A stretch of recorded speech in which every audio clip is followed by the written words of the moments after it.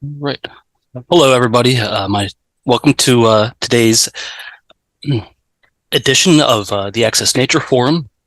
I am Sean Kane Holland. I'm the Access Nature Nature and Disability Advocate with Pinelands Preservation Alliance. So welcome to the forum where through discussions, presentations, webinars, we seek to make the outdoors more inclusive and accessible for those with disabilities of various kinds. Today, I'm excited to introduce to you our presenter, Rebecca Martin, who is a PhD candidate and manager of the Inclusive Healthy Communities program at Rutgers Blaustein School. Oh. She's also a student affiliate of the Rutgers Hub for Aging and Collaboration. Her presentation today is going to be on language matters, which will delve into the best practices and nuances of communications and engagement for organizations to reach disability communities. Before we get started, some housekeeping. I want to note that this webinar is being recorded to be used as a resource for those who are, not able to attend this or otherwise unaware of it occurring. So it was recorded for them. Also, everyone is automatically set to mute. We ask that all verbal questions are left to the Q&A at the end, unless you have questions for clarification on what's being discussed. So in that case, if you would use the raise hand emblem in the Zoom, I will call on you if you had any questions concerning clarifications on what's being discussed.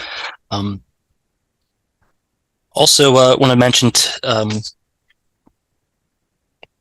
don't know. Actually, I think that is it for the updates. But so I'm going to turn it over now to Rebecca to begin her presentation.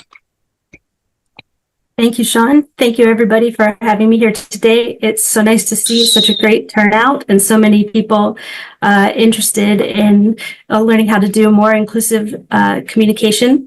And I see a couple of faces I know in the crowd. I kind of feel like, the politicians at the beginning when they're like pointing and you're not sure if they know anybody for real. I feel like that's me right now. So thank you. Thank you all for being here. I appreciate it. I'm going to share my slides with you. So give me a second. It's always a little awkward when you're doing that. And then we'll get started. There's a lot to go over, and I suspect that it will be a lot to take in, but the goal today is not necessarily that you take everything and absorb it, or that everything is relevant to everybody. What I try to do when I make a presentation like this is understanding that people are coming with all different levels of experience and knowledge, trying to bring a presentation that you'll feel like there's something here that was really worth your time and that you can implement going forward. So my hope is that everybody leaving will have at least one new thing that was relevant and worthwhile. And you can let me know. You can feel free to email me afterward and let me know if I hit that mark or not. All right, so let us get to it. Let's see if I can get these slides going. One second. There we go. So I'll start off a little bit about me, and I'm going to do an audio description, which is a great thing to do when you're starting because it will help you to be inclusive to people who may not be able to see you visually. So they'll have access to the same sort of information about who you are that people who can see you do have. So I am a short white person, rather androgynous looking with short blonde hair, and I'm wearing a mulberry shirt and some orange aviator glasses, and I'm sitting in my home office with some colorful artwork behind me. My name is Rebecca Martin. Any pronouns are fine for me, and I'm a licensed social worker here in New Jersey. I also have a master's of design from the Hong Kong Polytechnic University. I'm a senior research specialist at the Rutgers Blaustein School and project manager for the Inclusive Healthy Communities Grant Program, which is funded by the New Jersey Division of Disability Services. And as Sean mentioned, I'm a candidate at the Rutgers Social Work PhD program. I also identify as queer and neurodivergent, and I frequently use a screen reader for cognitive load and for reading retention support. And the reason I'm telling you these things is because I think it's really helpful to be transparent about my own positionality so that you can know where I'm coming from and some of the things that I'm telling you about communication. And I also think that whenever we are upfront about our own social identities, it helps to destigmatize talking about these things openly. I think particularly in regards to talking about our use of assistive technology. A lot more of us use it than people are aware. So it's great when we can talk about that openly and help people know the different ways that we can use that to be supportive in our lives.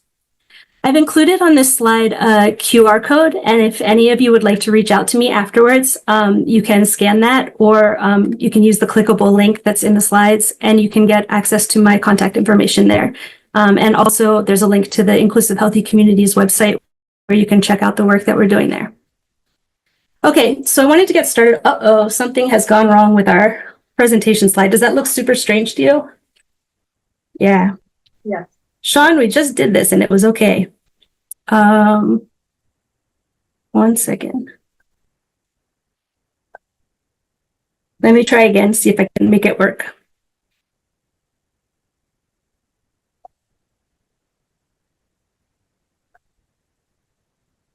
It's like stuck on my slide. Just a second, sorry. It would be.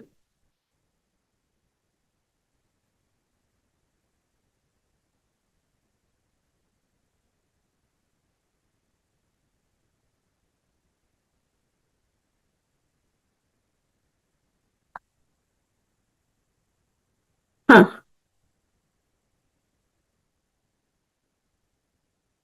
I am going to have to switch computer screens because something has happened and my other one is frozen. Sorry about this. It's Mercury retrograde, so we should have known that technology problems were coming our way. All right, let's see if I can do this.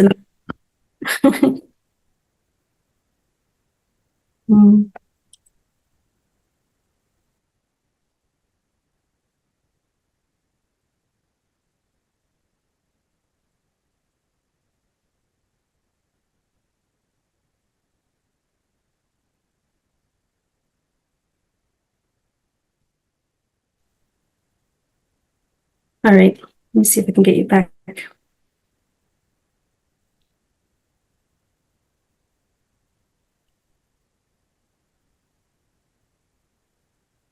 Just wanted to mention that I did put the IHC website link into the chat for everybody.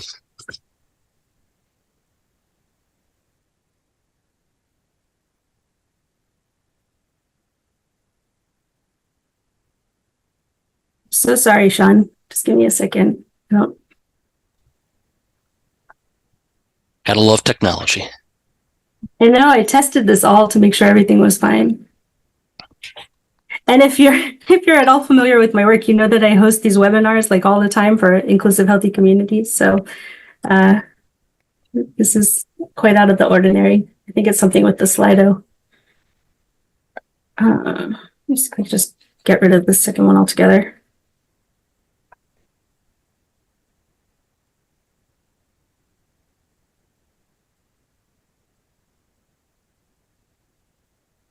It still won't come off my screen. The presentation froze. Yeah, well, now I've got it. It was the Slido. I had a second Slido presentation at the end, and it was just like stuck on my screen, and nothing else would work on that screen, and that was the one I was sharing from. So, but I think we've got it now. Sorry about that. Okay.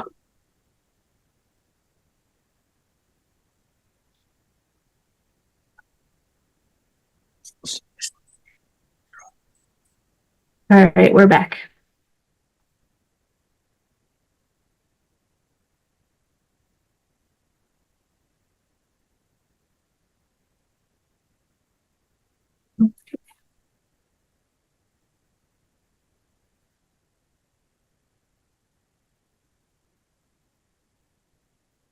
It did it again. Yeah. What are you seeing on your screen? Are you seeing like a weird screen with a Slido that has like a weird number? Like it's kind of cut off? Yeah, it's cut off. The QR code is cut off on the right side. It has the number, but yeah, the QR code is cut. I think we're just gonna have to skip it. What happens if I just go past it? All right, we're just going to skip Yeah. it. Sorry Okay. about that. That's That's all right. not even the Slido that's in this presentation, so I don't know what happened. So I apologize. What I was hoping to get from this was an idea of who you are and where you're coming from and what your interests are in this presentation, so I could tailor it a little bit to that. But now I'm just going to guess. So hopefully this will still be just as relevant and good for you. I tried. Okay, so this is what we're going to do. We're going to go forward with our introduction and understanding of disability, kind of getting some definitions and make sure we're all on the same page about what we're talking about. We're going to talk about our motivations for communication and how we're going to sort of position that. And then we're going to talk about developing a 3-level communication strategy for your organization or the work that you're doing. We're going to talk about etiquette, and then we're going to talk about identity intersections and how that can impact the work that you're doing. And then there's going to be practical steps and resources at the end. All right, so before we get too deep in, I just want to say that in order to talk about the right ways to talk about things, I'm also going to have to identify some wrong ways. And I've tried really hard to be really careful and deliberate about the ways that I do this. A number of examples that I've used in the presentation of ways not to talk about things are things that I come across people doing that they don't know are ableist or come from an ableist origin. And so the reason that I have included them in part is to educate about that so that we know not to do them. And so I just wanted to let people know, for myself personally, when I've been in situations where people have used words that are not words that feel good to me about identities that I hold, it has helped me to know in advance that that's a possibility that it's coming, and also that it's being done in a reason like this for educational purposes, and not to be offensive. So I just wanted to let you know upfront that is part of this presentation. Okay. So now we are starting with our presentation. I wanted to start with this quote from Stella Young, who was a disability self-advocate in Australia, who unfortunately passed away a few years ago.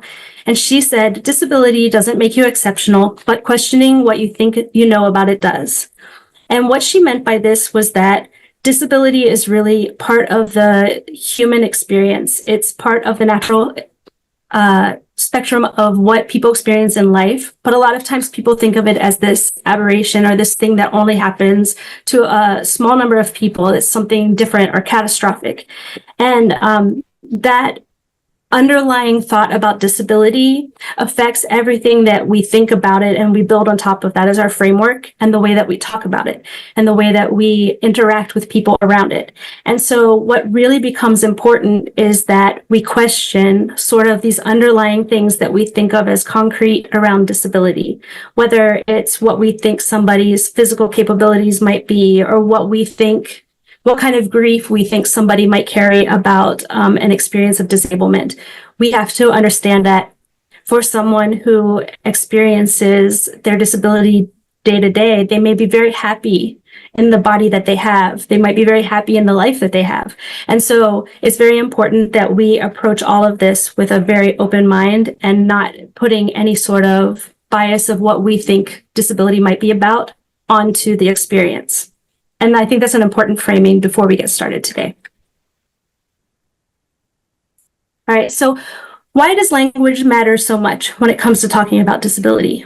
Well, people with disabilities continue to experience a lot of discrimination and microaggressions. And I think, if you've been watching at all this election cycle, which who hasn't, there's been so much talk about aging and cognitive capacity and dementia and all of these sorts of things. And you can see that there's sort of this almost flippant disregard for talking about these things in a way that we wouldn't talk about other kind of intersectional positionings. And so I just use that as an example because I think it's really important to think about how people with disabilities might have been experiencing some of that talk, especially if they are experiencing dementia or if they experience cognitive differences. And I think for, many years when Biden has been criticized for the way that he speaks, people who have speech impediments, right? So it's important that you recognize that people with disabilities have often been engaged in ways that feel like microaggressions to them. And so you are often, when trying to engage people in meaningful ways, especially as respected advisors or partners in the work that you want to do with them, you are also, you need to convey respect, but you're also battling that which has been done kind of poorly in the past. And it takes time sometimes to convey the respect and build the relationship that you need to in order to have that meaningful relationship that will help you do the work that you want to do. And so your number one tool to begin that work and create that relationship is to build it through respectful language and communication. And I guess, you probably are all on board with this already. So I'm probably preaching to the choir because you're here today. And I really appreciate that you're here and wanting to do this kind of work and build these relationships. Ultimately, communicating your respect is an ongoing and iterative process. And it's something that we can't do once and assume that somebody knows that our intentions are right. And then we stop making an effort. And as times change, words change, and the ways that we can communicate respectfully change. And so we have to be committed to doing this for the long haul and continuing to learn and grow. As I said, this is a long-term process. And one of the biggest parts of this process is to make mistakes. And nobody wants to do that, right? We all feel super uncomfortable, especially in a public sphere. We don't want to do it. But there's no way to get around talking about things that we're uncomfortable about or things like disability that are culturally stigmatized without making mistakes. And the key is, in my experience, to acknowledge that mistake and commit to do better in the future. I will tell you that recently I was in a meeting with a number of people that included people from the Mental Health Association. And I was excited and talking as I do, and I get very animated and kind of go a mile a minute, which I might be doing now. And I said, "Oh, I want your most innovative ideas. I just want you to throw me like all of the craziest things that come to mind." And the second that I said it, I heard it that I had just said, "I want the craziest things." And I know that people with mental illness have heard that word in such a pejorative way for so many years, and that I had just made one of these mistakes of not being inclusive and not being thoughtful in my language. And so I had a choice, right? I could choose to keep going and hope that they recognize in the spirit of how I'm talking to them that this is not what I meant, and just kind of ignore it and hope that overall that's just a drop in the bucket of the conversation, right? Or I could lean into my discomfort and apologize and commit to doing better. And that's what I did. I said, I know that this word has a lot of weight and it is very uncomfortable to hear, and I've been working to get it out of my vocabulary, but obviously I'm not there yet, and I'm really sorry. And they were very accepting of that, and there were no hard feelings or anything, and we moved forward with our work. And that's something that we just have to accept that we're going to do. If we're going to do this kind of work with people and diversity work in general, we're going to have to lean in when we make our mistakes, and we're going to have to just commit to doing better. And I think that in my experience anyway, people are really forgiving if they can tell that you're making the effort and you're doing your best, that it is okay to make the mistakes as long as you're trying to move forward and learn. And I will say that it's really important in person-to-person interactions that you lean into the words that people are using about themselves and that they prefer to use. So I'm going to give you a lot of tips today about general ways that you might want to talk about disability, but ultimately the person in front of you is the most important person if you're having a one-on-one or a small group interaction. And I'll tell you that when you are somebody from a stigmatized background or a minoritized background and someone doesn't use the same words back to you, you feel that. I have a friend who is in a same-sex relationship, married to her spouse, and her spouse is an immigrant. And so until 2015, she couldn't sponsor her for a green card, and they lived outside of the country, right? So this friend feels very adamant about calling her wife, because the rights to be together as a couple in this country are dependent upon marital status. Common etiquette these days is to call people's partners their partner.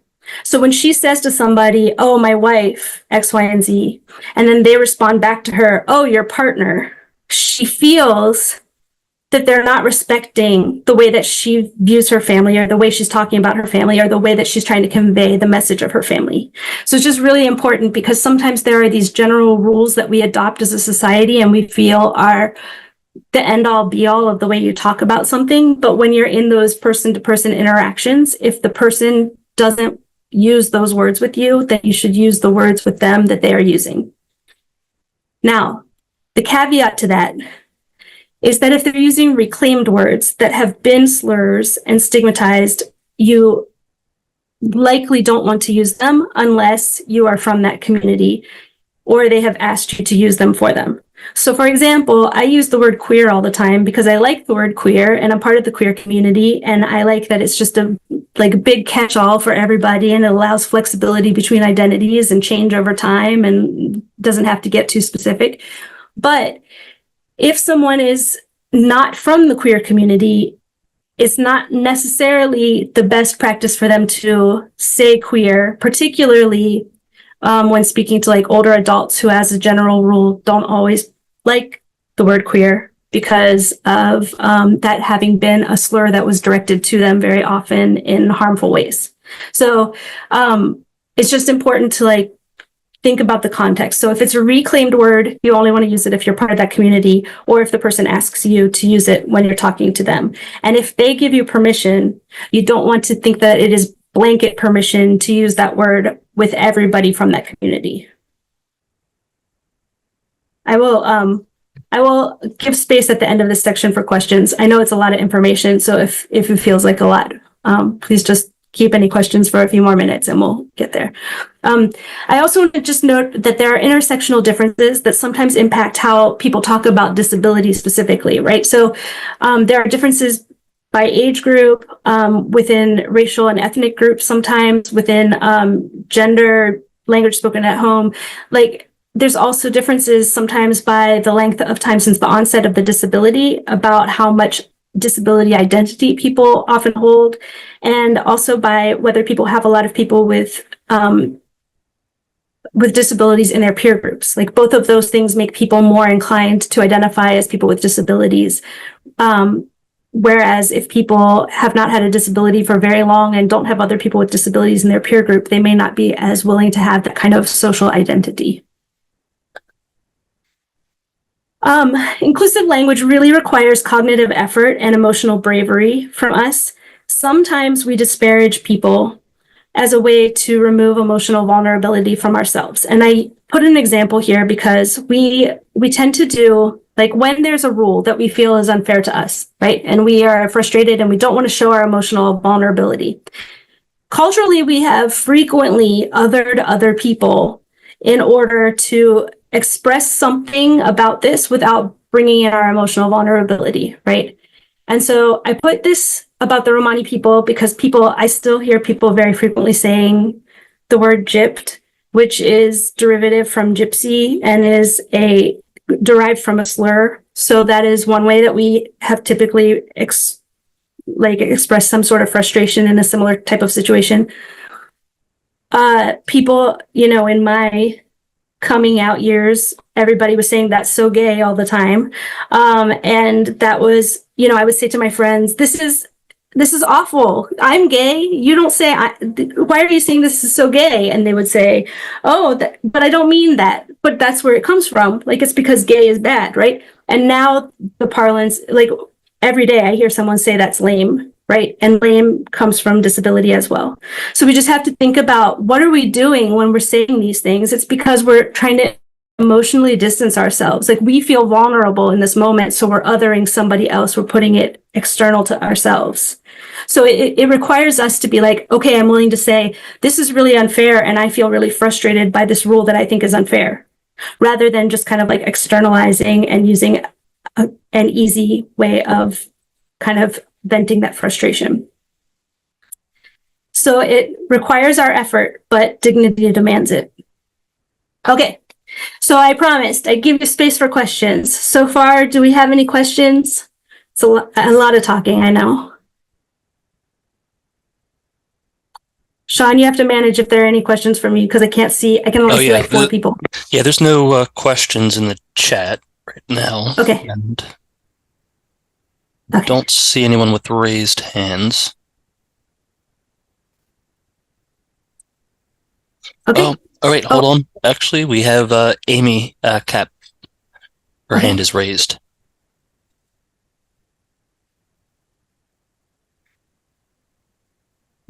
I think you're muted, Amy. Yeah, Amy, you are.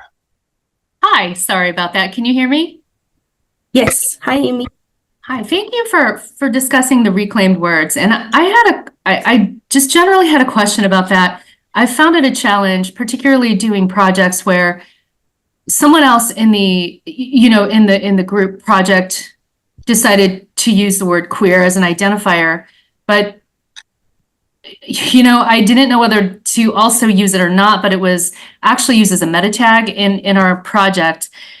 But I felt uncomfortable asking the person about their sexuality. So, I just feel in some ways that there can be a lot of confusion of should I have asked?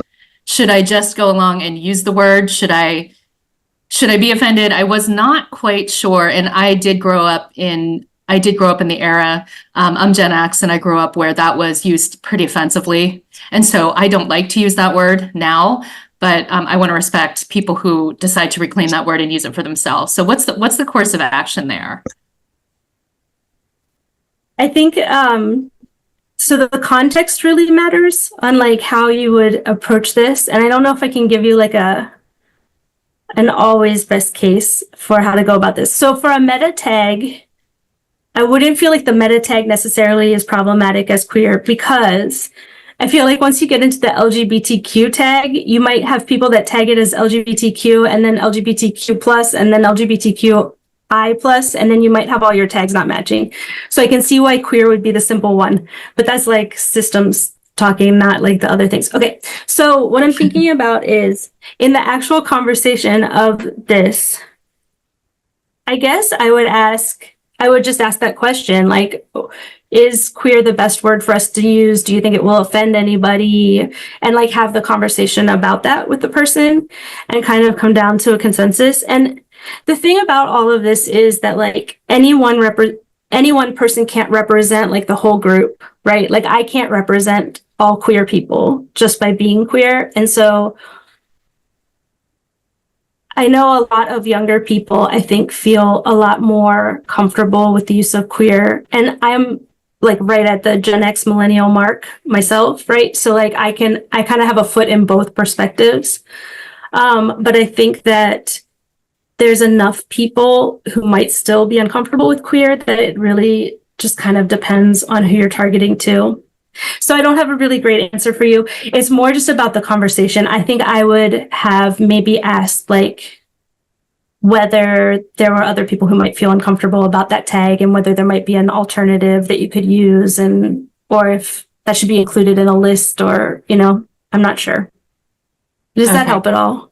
It does. And ultimately that's what I did in the end, is just to have more discussion about it. But thank you. That's very helpful to hear your point of view on it.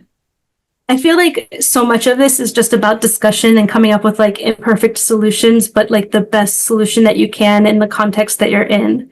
And I feel like that's kind of where the bulk of the conversation will probably land today, is that there's not, as much as I wish there was like an easy answer, so often it's like you just have to do it with the best intentions you can, and as a group kind of decide what is best for the community you're targeting and working with.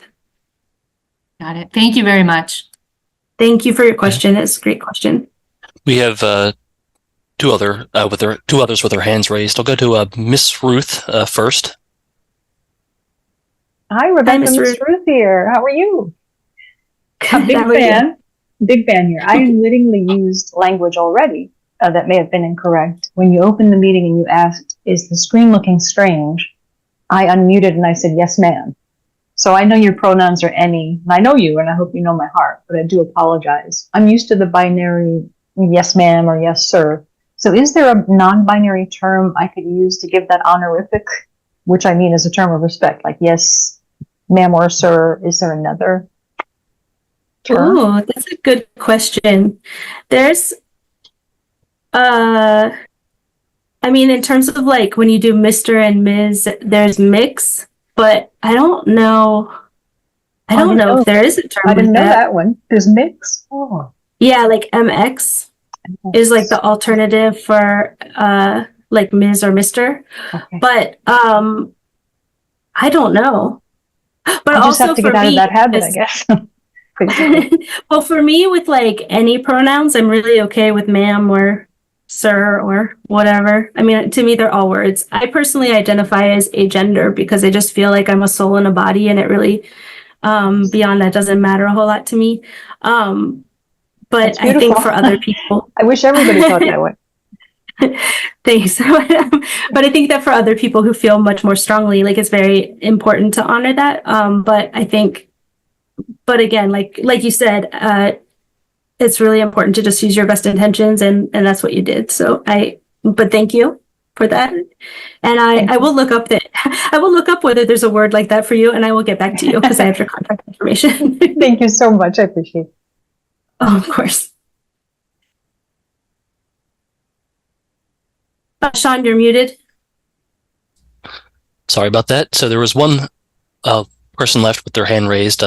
Adrian Robertello. I apologize if I just butchered your name. It's all right. Everybody does. It's totally fine. So, Rebecca, I know you'll probably cover this in the next section on disability, but this kind of can go under any identity, and that would be a negative representation versus a positive representation. I use the word, I'll say handicap, right? So handicap parking versus accessible parking, right? So we talk about that, this parking space is accessible is much more positive approach to then saying that's a handicap parking space, right? So are there any other representations of that negative positive thing that we could keep in mind when we're using any type of identity?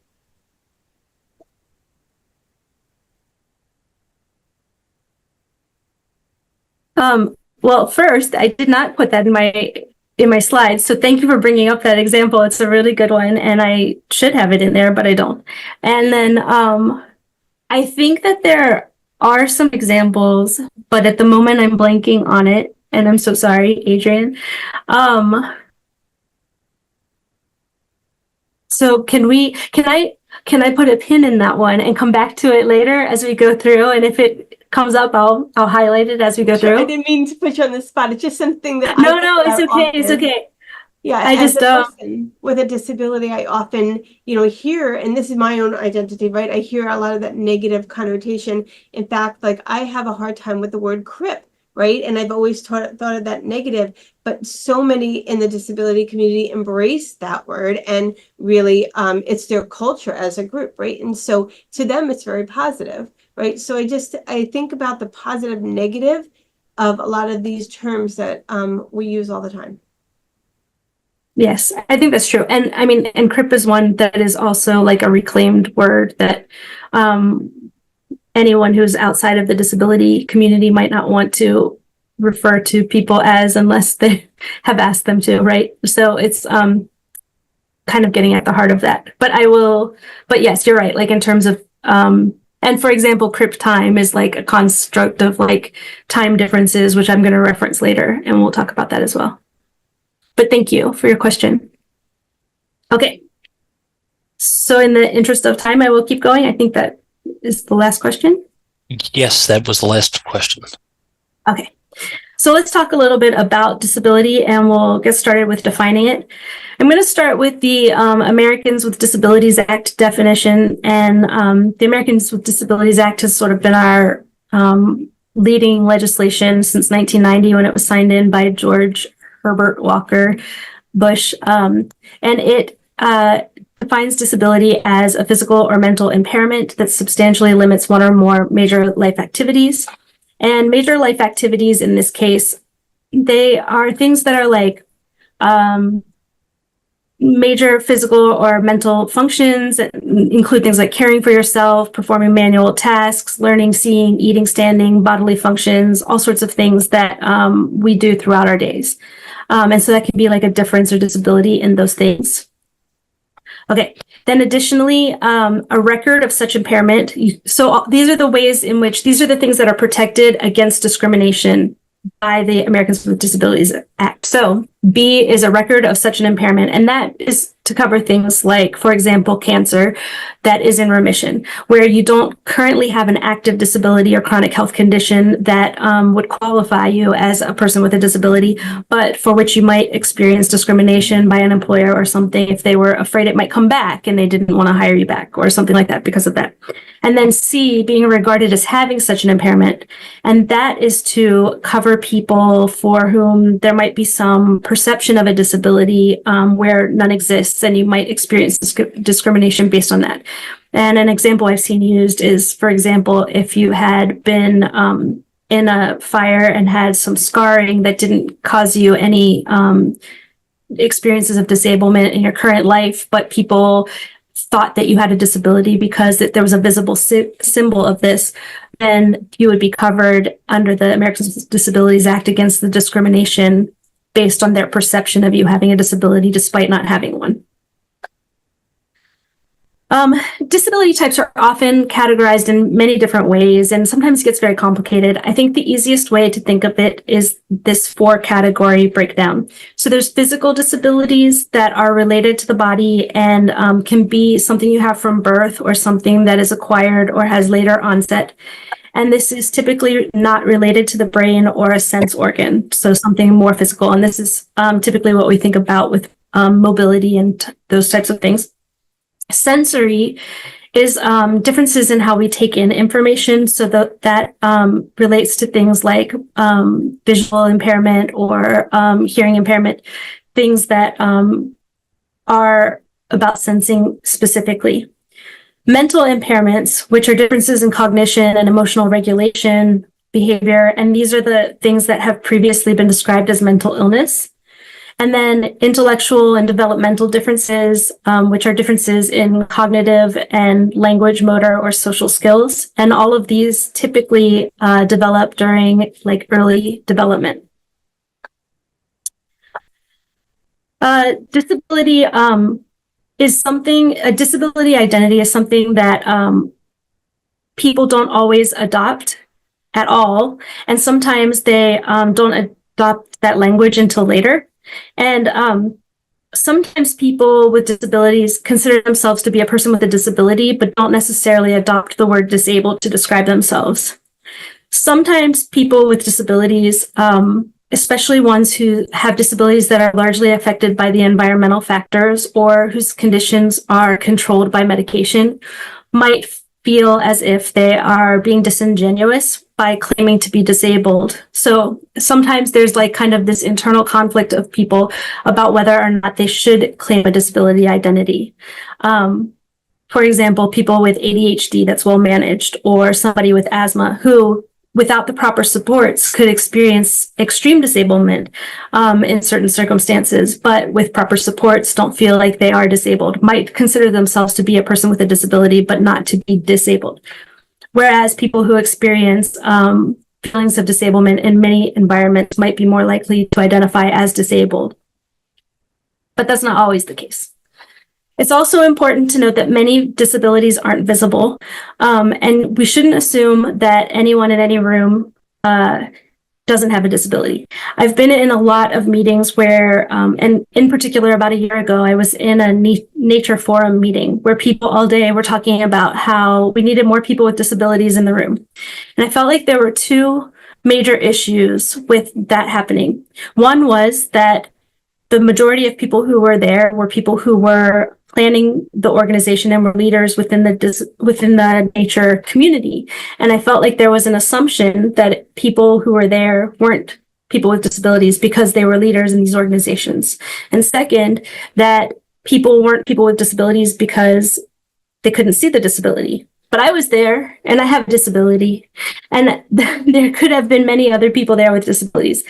In the webinars that I run on a frequent basis, rather than asking people to identify themselves as having disabilities, people who are going to attend, or asking them to let me know if they need an accommodation, I ask a question that says, what accessibility features would allow you to be to participate fully in this webinar? And I have a very significant number of people check off different accessibility features for every webinar that we have.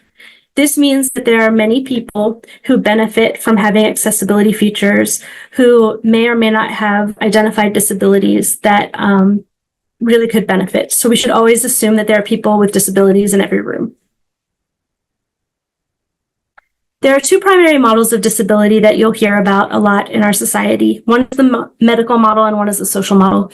The medical model is basically framing the disability as an impairment and that it's different from what is normal. And the idea is that we should fix it. And it's very deficit oriented and it's described by what cannot be done. The social model is kind of a response to the medical model, and it sees disability as a difference from what is considered typical, but it considers all of the different experiences as part of what is the natural spectrum of what it is to be human. And the disability, or as you might have just heard me say a few times, the disablement occurs when barriers prevent full and meaningful participation in society. Now, those barriers can be environmental. They can be like sidewalks without curb cuts, for example, or a classroom with poor lighting, or they can be attitudinal, like somebody pressuring a student not to go to VOTEC because they don't think they'll have the right support there, or not giving them, the opportunity to be employed. There's a lot of barriers that people with disabilities face in society, and so much of what disables them is actually external to the person and whatever their disability is. Now, the reality of disability is much more complex than either of these models, right? And people have argued that there's a third model, which is probably more accurate. And especially for people with conditions like chronic pain, where you can't really separate the experience of what your body is experiencing in any moment from the social kind of external things. This is true. But what is important for us in the work that we're doing is to think about things from the perspective of the social model. Because when we think about it from the social model, it makes it really easy to see that disability rights are a social justice issue. When we think about it as part of the social model, we can recognize all of the ways that we contribute to building barriers that keep people from meaningful, full inclusion.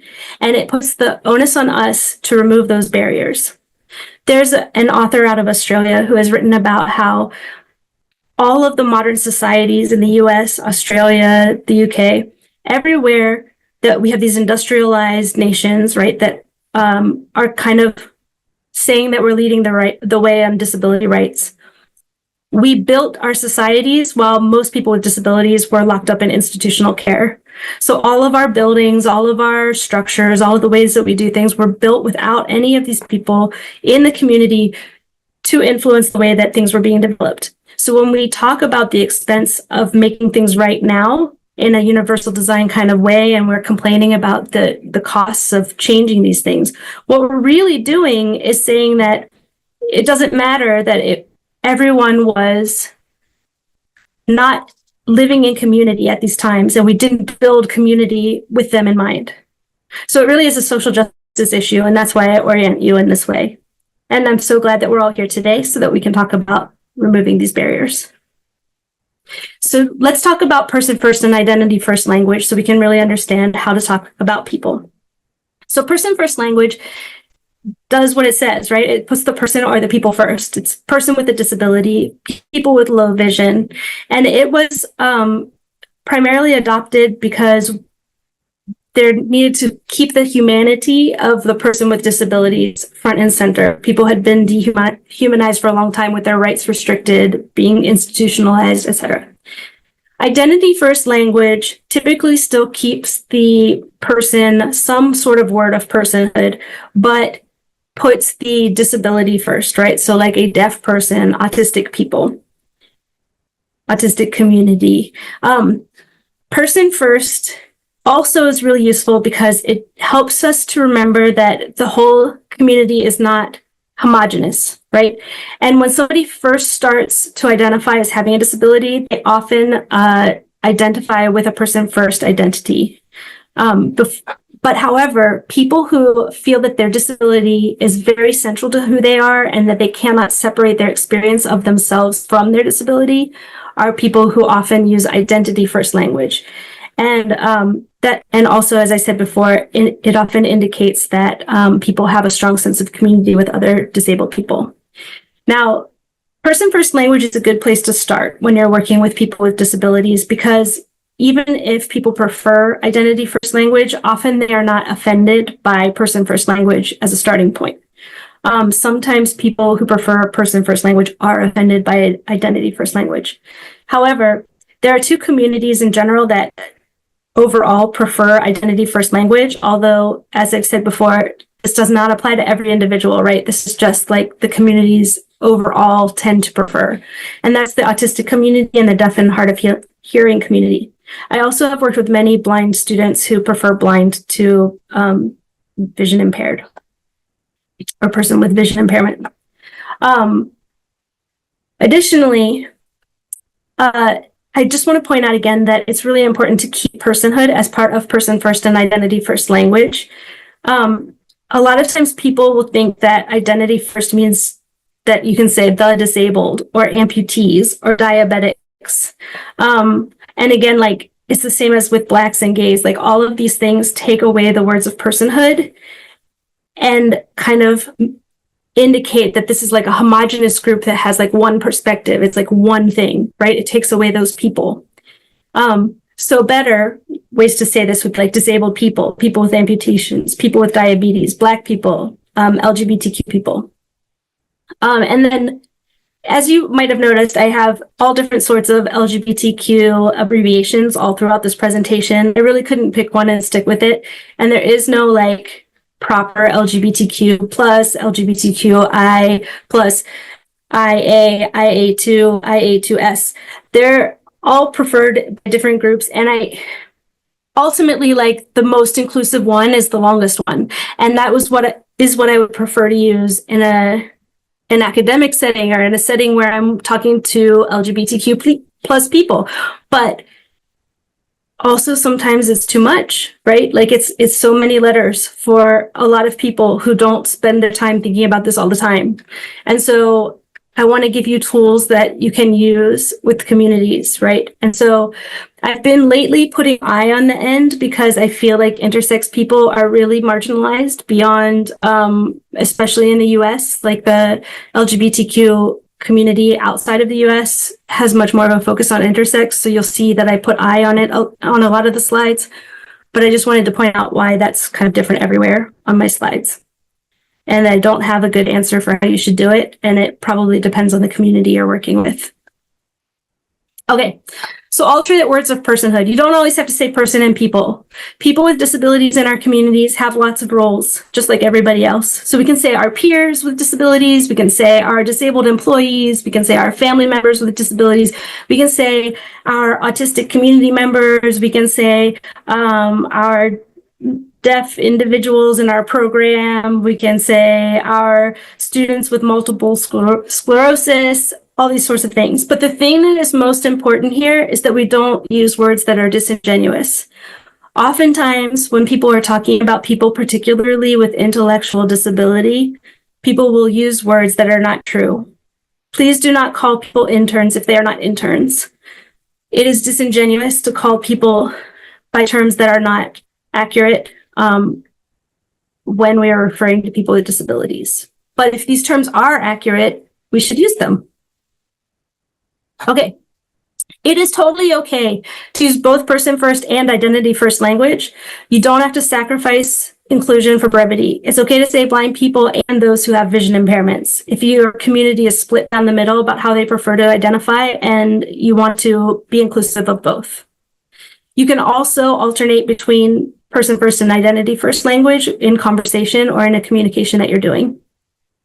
And then it's also really okay and maybe even preferred to talk about your communication choices. You can, if you're having a meeting or something, you can say, this is how we talk about this, and this is why we're using these words. And you can ask people and crowdsource how they should talk about disability, and you can adapt to what your group wants to hear.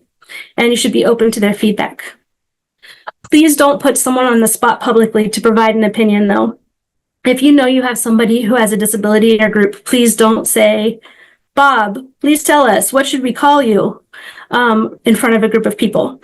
Also, provide alternate ways that people can tell you what their preferences are. Like if you're trying to crowdsource, maybe people will feel more comfortable telling you via email or on the phone or in person, and you can give them multiple options. It's always best to give people multiple communication options if possible. Okay, it also becomes very important for us to identify who is not a person with disabilities. And so I want to acknowledge that family members and non-disabled professionals do play an important supplemental role in providing knowledge about people with disabilities, and we do appreciate that, right? But it is very important for us to recognize that they still are distinct stakeholders in a system, and they can't be considered one-to-one representatives fully representing the perspectives of people with disabilities. So it's really important that when we're seeking out the involvement of people with disabilities, we are looking for the people with that lived experience themselves. I have a lot of conversations with people in which I ask, how are you involving people with disabilities in your work? And people respond things like, well, I have a grandmother of a child with disabilities who is involved in planning. And that is not the same. While it's great to have that involvement, it is not a substitute for the involvement of people with lived experience of disability themselves. Okay. Do we have any questions now that we would like to address? I want to keep going for time, but I also don't want to leave anybody with a burning question. I give it a second. Hi, Ms. Martin. Hello. Hi, this is Denise. So you mentioned, so where I was a little what I was a little confused with is when you were saying the first person. Now, all right, example, I'm sorry. I have an autistic daughter, and I don't like when I don't share her diagnosis with everyone. So, because I noticed that when I've done that, people will say, oh, they will just automatically just tell people that she's autistic. And I like to just people to say, you know, hi, this is Jordan, and let it just be just Jordan, as opposed to this is Jordan, she's out, this is Jordan, she's autistic. You know, they will go on with that. And I don't necessarily like that. Is there a better way that maybe I can address it without, because I know that the people aren't trying to be offensive, but is it I don't know. I'm sorry. No, Denise, thank you so much for your question. That is a really great point, and actually it leads really well into the next section that we're going to talk about, because it is really important that people don't feel like it's okay for them to just identify your child as autistic when there is no relevance to that conversation, and when it's not something that you want to be shared or your daughter doesn't want to be shared, right? There's nothing wrong. If your daughter wants everybody to know that she's autistic and wants people to be talking about it, then that's great. But if that's not, she doesn't want that information widely shared, then she should also have control over that, and so should you, right? I think that it's important.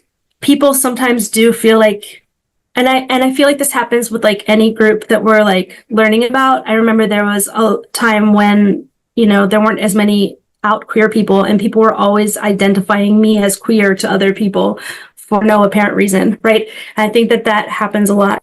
And I think hopefully these people that are like friends of yours, that are important people in your life. I'm sorry, Rebecca. Yeah, some are friends, and then you know, then some are just people who, you know, I put my daughter in a lot of different activities. So, you know, I feel, and they're not just activities just for children that are on the spectrum. They're, you know, they're all in, you know, she's on a cheerleading team, she's on a gymnastic team, but, you know, I only share it with the coach in the event if they're, you know, if they're trying to have a conversation with her, then I just make them aware that that's what's going on with her, and that she's not being rude, or she's just not listening. But I just don't like when even, you know, just them saying, it could be, they could be talking about, they could be saying, oh, it's like, oh my God. It's a little sensitive for me, because when people come, when I introduce her, and people who know her, they automatically go in to say, yeah, Jordan, she's autistic. And it's like, well, why are you even bringing up her disability? Mhm. So Yeah. you're right. If it's not relevant, so that a lot of people in the world do that with not with the autism community. And when you were saying that it's okay to identify, I guess I was a little confused as, are you saying that that it's okay for the person to say that? No, thank you for asking this question. I'm so glad you asked so that I get the chance to clarify. Thank you. So I'm just talking about the way that people identify themselves and if they want to talk about it. It is extremely important that people do not go around talking about people's private diagnosis information and the information that they share about themselves, that people only share what other people want them to share. And actually, I'm going to address that in this next section of slides. Just wanted to real quick, Jacqueline Cates did have her hand up, but I also wanted to mention that we are running short on time. So Okay, thank you. I appreciate it. Yeah, I'll be quick about it. But I believe that it's important to have those conversations when you do need to disclose about it. I would be sure to tell people that you are telling them, like, why you're telling them, and that this is not something that you want them to share with people, or, you know, why you're sharing it with them. And then I do think that also, particularly with communication things like disabilities that relate to communication, there's like an unfair expectation, because anything that is a communication disagreement between people can automatically become about that one person who is autistic, rather than communication always being like an interplay between two people. Oftentimes people with disabilities sort of can never make a mistake without it being about their disability, right? Where everybody else can make communication mistakes and it's just a part of life. And so I think that you're right also to feel very protective about that not being a label that people are just throwing around your daughter. And hopefully this next section, when we talk about it, that will kind of clear up that section. But definitely you have a right to ask people to be more sensitive about how they're sharing that information, or not to share it at all. Thank you so much, Rebecca. Thank you. Thank you, Denise. Jackie? I'm sorry to take the time. I just want to thank you, because this discussion is so much more nuanced and complex. And I thought that I was culturally competent because of trainings that I've had for more than 20 years. And I was a real advocate, almost nasty to people who would put identity first, because I had learned 20 years ago that a blind person is more than a person who's blind. That's one aspect of their lives, but there are many other things that they may feel or be involved with. And you've made it much more complicated, but it is much more complicated than that. And it's very nuanced. So I thank you, but I really, it's just opened up a much wider perspective for me to recognize this through. It's not a right or wrong.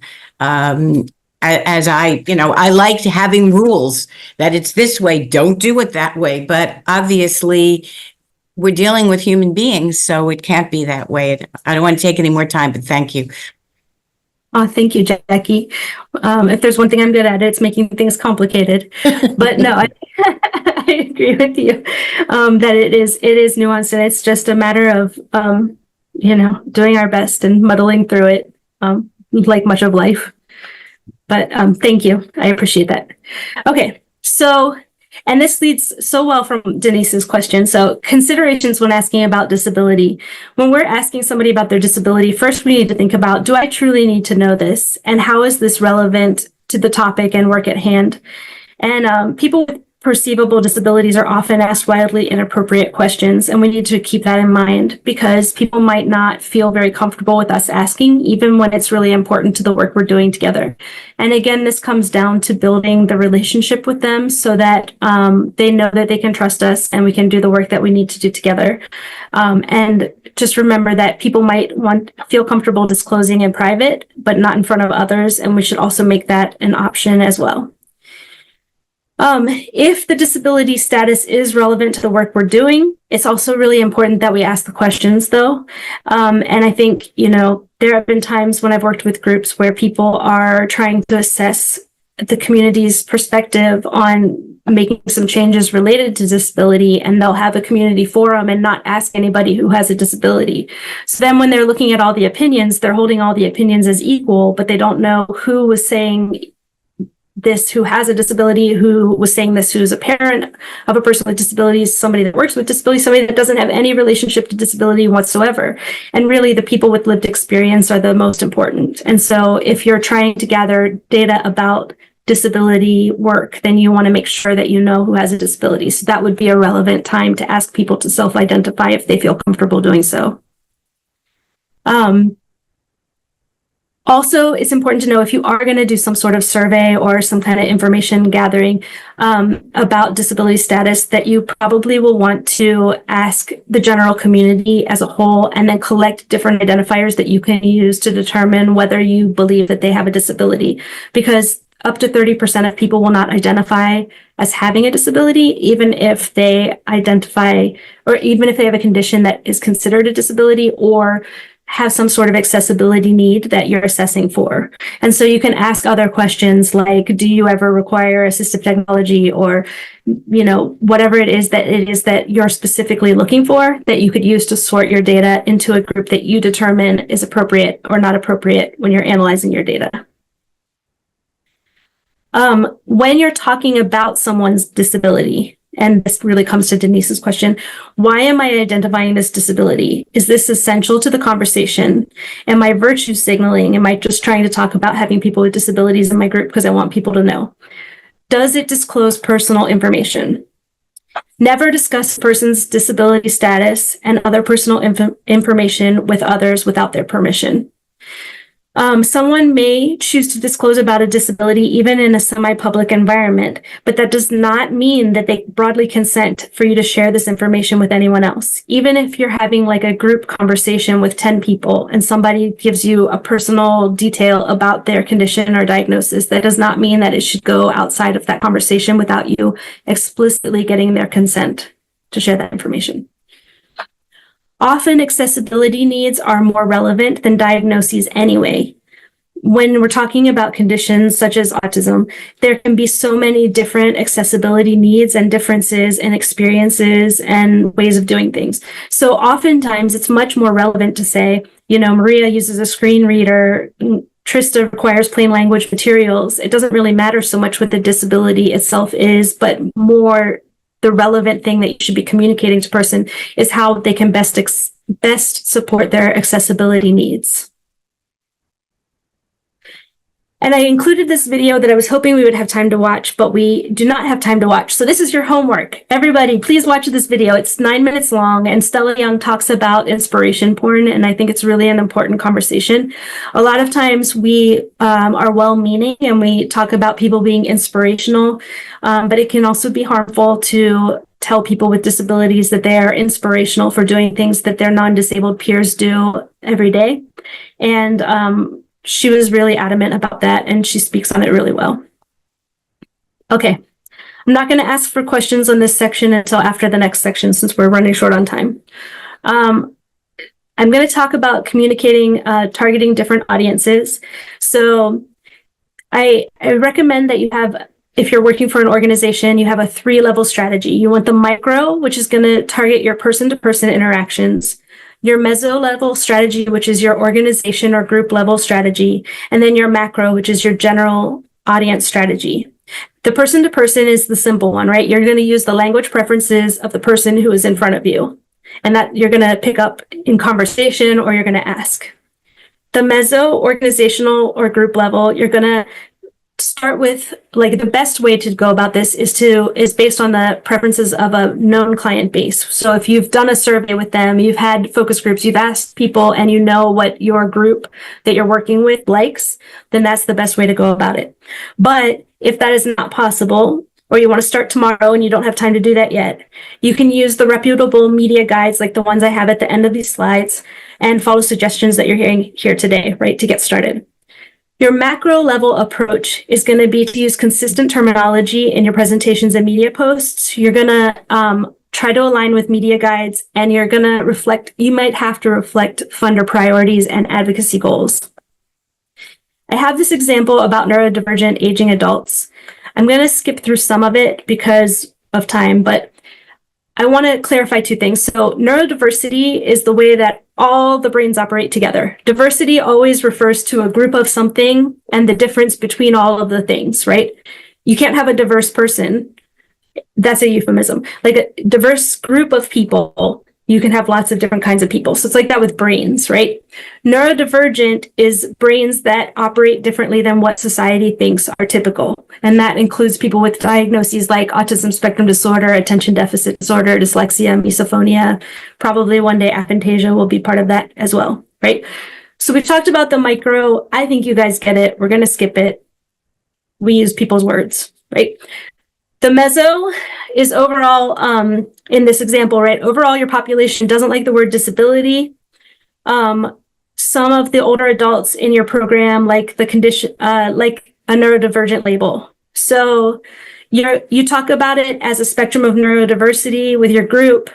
Whenever you are talking about autism spectrum disorder, you talk about people being diagnosed with autism spectrum disorder or with labels relating to, because when you use the words diagnosed with or with labels relating to autism spectrum disorder, you're acknowledging that these labels are put on them by the medical system, not something that is inherent to them. It's not their label, it's somebody else's label for the way that their brain works, which they see as part of a natural spectrum, right?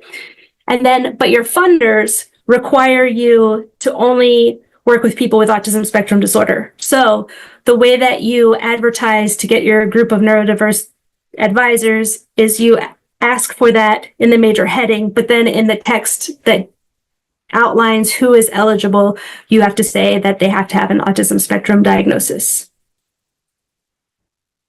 Now, for your larger audience, the goal here is to create a guide that your whole organization is going to be able to use to be consistent. And you're going to have an orientation toward either person first or identity first language that you're likely going to use when you do your posts and your different kinds of communications. You're going to have key terms that are defined for your organization so that you understand how you're all using them in the same way. You're going to have a list of terms that should be defined every time you use them the first time in a communication. Because there are words that always need to be defined for people to understand. And then you're going to have words that you will absolutely not use in any of your communications. And then guidelines for when it's appropriate to discuss disability at all in your media communications to make sure that you're not using it when you shouldn't be. Okay, I'm going to go one more section before questions. All right, so etiquette. Let's talk about some things to prioritize and things to avoid. We want to accommodate known communication preferences. We want to speak directly to the person with disabilities unless you know they are unable to communicate with you. And when I say no, I mean like you have a reputable source who tells you. It's not based on your perception or just thinking that they are not, like you are not using some perception that they're not giving you visual cues that they understand you or anything. You have to be sure that that person cannot communicate with you in any way before you rely on the communication of other people. And that might be relying on their parent to tell you or support staff to tell you. But you want to do your due diligence in trying to communicate with the person themselves. You want to modulate your tone, speed, and volume appropriately. Listen to responses and feedback. Create alternate document types. And as I was telling Adrian earlier, I was going to say about CRIP time here, we want to allow unrushed time for communicating. This is probably the most important factor, is that you cannot rush communication that is accessible and inclusive communication. We have to plan in advance and we have to allow extra time to do it in a way that is authentic and doesn't rush people. You don't want to use intonation with adults with disabilities that you would use with a child. Please do not touch people with disabilities in a way you would not touch a non-disabled person. Many people do this, I think, without realizing, because especially with people with sensory disabilities, people touch people with vision impairments because they feel an instinct to help them navigate, and they touch people who are hearing impaired because they are trying to notify them that they're there. Like if they're coming up, they recognize that somebody doesn't hear them. But people with sensory impairments have the highest rate of trauma history of anybody. It's extraordinarily high compared to people without sensory disabilities, and they are often re-traumatized by being touched by people. And so it is very important not to touch disabled people in a way you would not touch a person without disabilities. Please do not stand over people in a wheelchair. If you're talking to them, please crouch down and talk to them. Please don't assume that a person with a visible disability has an intellectual or cognitive disability. This happens a lot to people with vision impairments and hearing impairments that I've worked with. Please do not provide accommodations that have not been requested. This has happened to me even within the PhD program, where as soon as somebody knows that I have learning differences, they start to provide me information in all sorts of ways that I haven't requested it. And that is not necessary, and it is sometimes a hindrance. And please communicate unidirectionally. A lot of times people feel like their work with people with disabilities is all about them communicating to the person with disabilities, and they should allow space for the person with disabilities to communicate their needs back, just like they would in any other conversation with any other person. If someone is nonverbal, please make sure that you are encouraging the use of augmentative and alternative technology. So that might be like a device that helps them to type to speak their words, or any other kind of technology that they might use. And then please do not speak to someone else for them, because it's more simple.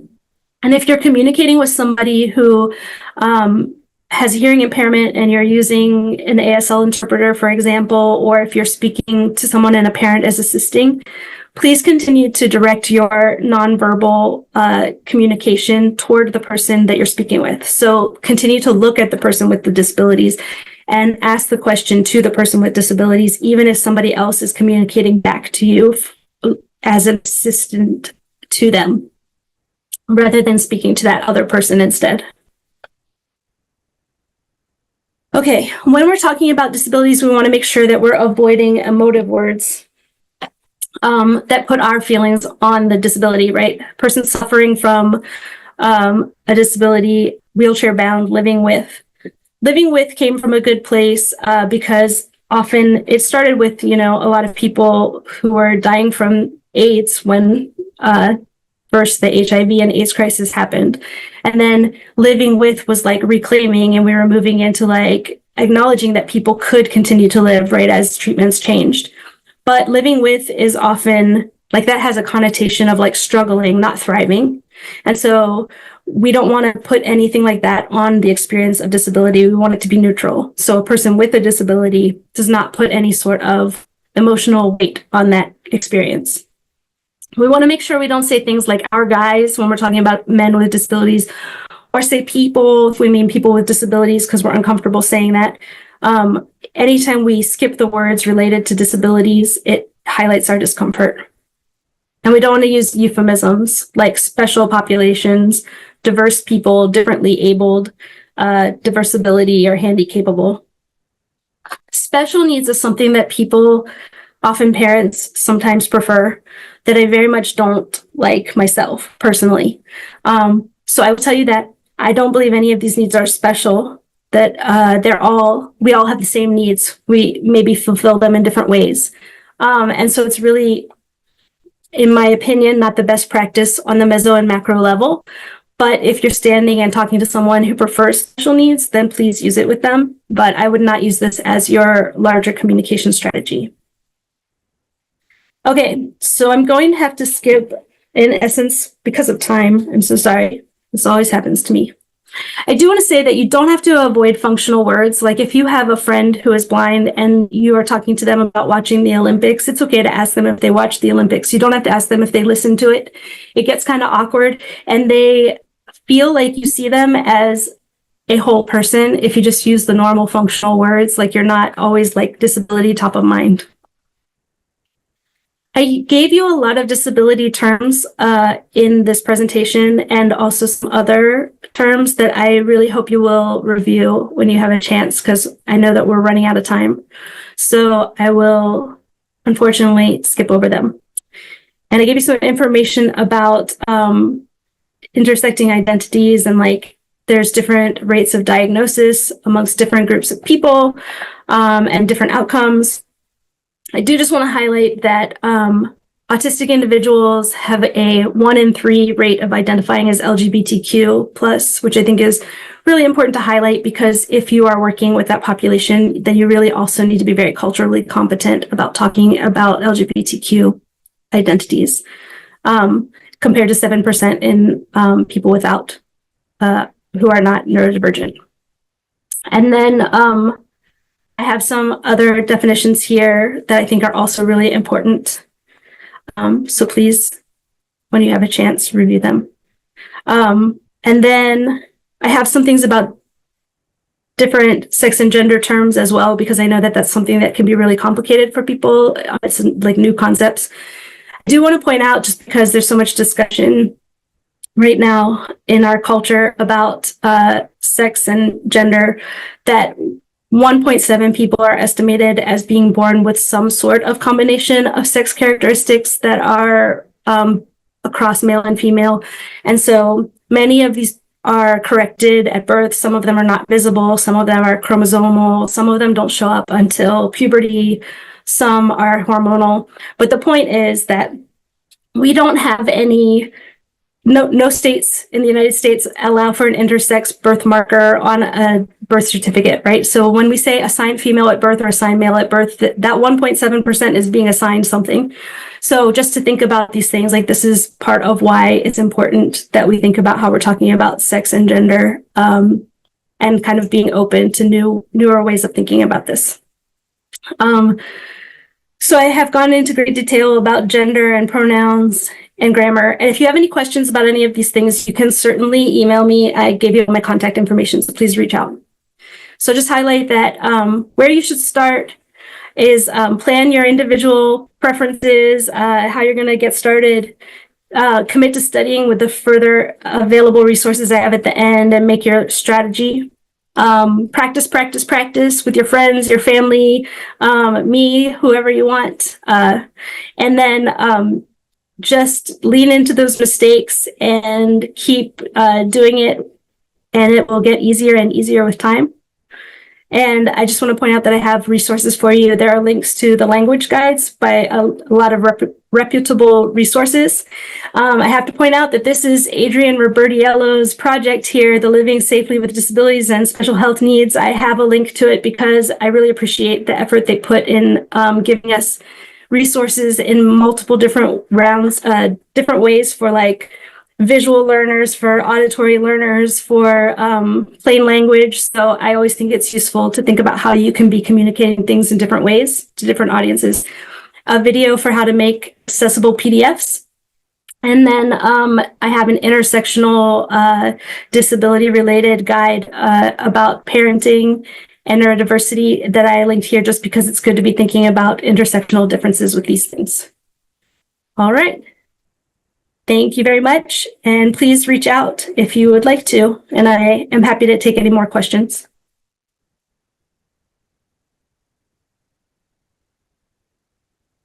Oh, Sean, you're muted. Muted again. I always do that. Well, I said thank you very much, Rebecca, for that informative presentation. It was really enjoyable. It seems as though that the participants also enjoyed it. It was very engaging as well. But I can open the floor if there's any other questions. Rebecca can take questions. So if you want to raise your hand, I do see 2 hands raised so far. So there's Miss Ruth. Yes, I'm here. Can you hear me? Yes. Hi, Rebecca, that was terrific. I'm just wondering, are you going to hold another seminar so we can digest all this information you heard again? If you'd like to, there's also, please. I gave this once before. I also ran out of time then. It was shorter too. But it's on the Inclusive Healthy Communities website if you want to watch the video of that. And I don't know if Sean will be sharing this video as well, but maybe. Yes, after this is concluded and we do some editing for this recording, we will be sending it out to all the participants who signed up to recap and look at the resources that were provided. Great, thank you so much. Thank you. Then I also had seen that Adrian had her hand up as well. Thank you, Rebecca. This was fantastic. Thank you very much for this. This has to do with, I guess maybe that positive thing or negative thing we said earlier, but when you do disclose and say, oh, my son has autism or I have X, Y, and Z, right? And people say, I'm sorry, right? How can we respond to that? I'm sorry, right? Like, I think that's a really that whole stigma thing in the medical model mentality that we've been talking about today. So what do we do with I'm sorry? That is such a challenging question. I mean, it's a good question, but it's such a challenging thing because so much of that plays into like how you're feeling in the moment and how much you feel like you can battle it and whether you're invested in that moment, right? We can't feel like it's always on us in every moment to fight every battle. And I feel like it's important to say that because I do think that the amount of times that we get these kinds of responses and things, it's just overwhelming, right? But if you're feeling up to it, right? Like for me, I would say, why? Like, why are you sorry? This is who I am, and these are the kinds of things, and I would challenge somebody's perception about that, right? One of the speakers that I've had come to Inclusive Healthy Communities a lot is Sarah Napoli, and she's the speaker, and she talks about how she tells people that she's disabled, and they say, "You're not disabled, you're perfect." And she's like, maybe I'm perfect. I mean, I don't think so, but I'm still disabled. Like I could be perfect and disabled, and I think it's true. Like part of it is that we have to feel confident in ourselves and like ourselves the way we are. It comes about like self-acceptance first, right? Before we can really like challenge that and be open. But also I just don't want to put the onus on people to feel like there's a failure if we don't do that. I know when I first came out as queer, right? Like there was just like any moment that I let it pass, like let myself pass and somebody said something against queer people and I didn't challenge it, I really internalized that and felt like I had failed. And I felt like I had done like something wrong for like society and the universe. And you just can't carry that every day all the time when that's what you're facing. You know what I mean? So like you do it when you can, you do it when you feel like you're in a space where mentally and emotionally you're tough enough and whatever. And the days when you can't do it, you just kind of ignore the ignorance and keep going and try to not be so hard on yourself. I don't know if that's the right answer, but that's my answer, Thank you for the question. I see Carol's hand up.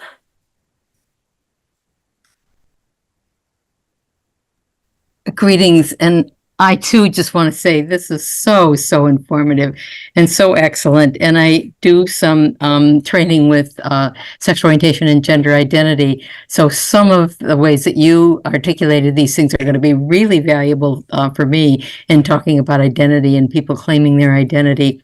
I'm hoping I can go back over this and really kind of take it slowly to look at the different slides. My particular impairment is something I never had before, but I'm older now and my eyes are not so wonderful as they were.